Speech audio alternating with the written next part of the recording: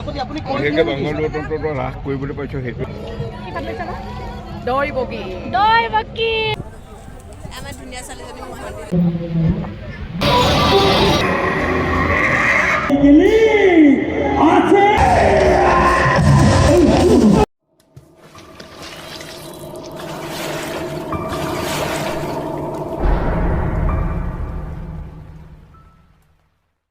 Hello' everyone, মোৰ চেনেলৰ অন্য এটা ভিডিঅ'লৈ আপোনালোক সকলোকে পুনৰবাৰ স্বাগতম জনাইছোঁ। আশা কৰোঁ আপোনালোক সকলোৰে খবৰ নিশ্চয় ভালেই আৰু সদায় ভালদৰে থাকক।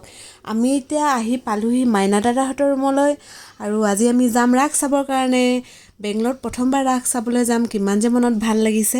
আৰু এইফালে সকলোৱে মেকআপ কৰি আছে, ময়ো কৰিম আৰু অলপ পিছত। এইফালে মোৰ কাপোৰ ইস্ত্ৰি কৰি আছে আমাৰ মাইনাই। আজি মই এটা নতুন এটা ভ্লগলৈ লৈ আহিছোঁ আপোনালোকক। মই যাব ওলাইছোঁ ৰাসলীলা চাবলৈ। তাৰপিছত মানে কি এক মিনিট আপোনালোকক এটা মই যাদু দেখাম। এইটো চব কেনেকৈ ৰঙাটিল লাগিছে। আমি ওলাই মেলি ৰেডি হৈ গ'লোঁ আৰু চুনু দাদা মাইনা দাদাহঁতি আগতে গ'ল, আমি অকণমান পিছতে গৈছোঁ। এইফালে মাইনাই গাড়ী বুক কৰি আছে।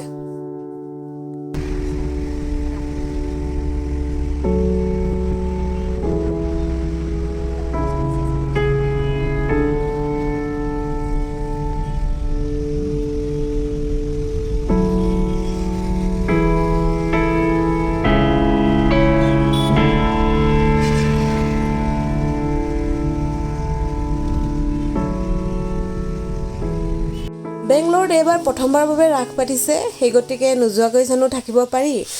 তাতে আকৌ আহিছে অসমৰ অভিনেত্ৰী সামদ্ৰিকা শৰ্মা, অৰুণ হাজৰিকা, তন্ভী, নিকিতা গোস্বামী আৰু নাটখনৰ সৈতে জড়িত কেইবাগৰাকীও যোৰহাটৰ উদীয়মান শিল্পীও আহিছে। ট্ৰেফিক জামৰ মাজেৰে অতিক্ৰম কৰি প্ৰায় এঘণ্টামানৰ পিছত আমি আহি ৰাসস্থলী পাই গ'লোহি।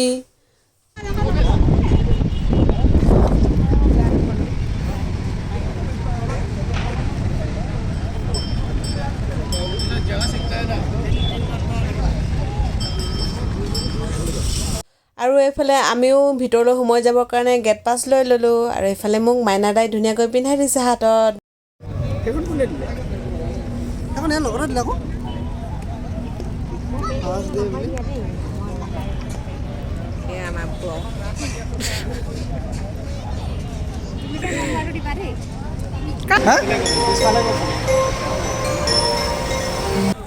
আমাৰ ধুনীয়া ছোৱালীজনী সঁচাকৈ বেছিয়ে ধুনীয়া লাগিছে আৰু জোখতকৈ নে।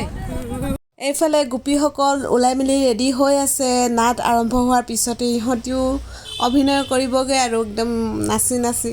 এইফালে আমাৰ মইনা কলিজা, এইফালে সামদ্ৰিকা বা ৰেডি হৈ বহি আছে। এইখিনি ভিডিঅ' হিমাই কৰিছিলে আৰু তাইৰো ইউটিউব চেনেলৰ আছে, হিমা সেনাপতিৰ চেনেল। তাইৰ ইউটিউব চেনেলৰ লিংকটো মোৰ ডেছক্ৰিপশ্যনত দি আছে, আপোনালোকে চাব পাৰিব। বাংগালুৰুলৈ বৰ সুন্দৰ লাগিছে। বিশেষকৈ বাংগালুৰু তন্ত্ৰটো হ্ৰাস কৰিবলৈ পাইছোঁ সেইটো আমাৰ কাৰণে এটা সৌভাগ্য।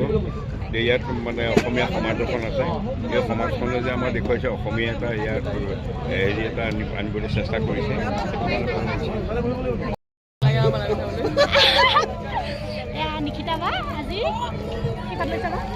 দৈ বগী সুন্দৰকৈ সাজি কাচি ল'লে, মালা দিলেই মালা দিলে ধুনীয়াকৈ। চ' বাংগালুৰুত বৰ্তমান বা আছে। আশা কৰোঁ যাতে বেংগলোৰ যাতে ৰাস প্ৰতি বছৰ এনেকৈ কৰে। একদম সুন্দৰ, ভাল লাগিছে। বা বাংগালুৰু আহি কেনেকুৱা লাগিছে? তুমি দুবাৰ আহিছা? আহিছোঁ, আগতে আহিছোঁ। আগতে আহিছা? নালাগে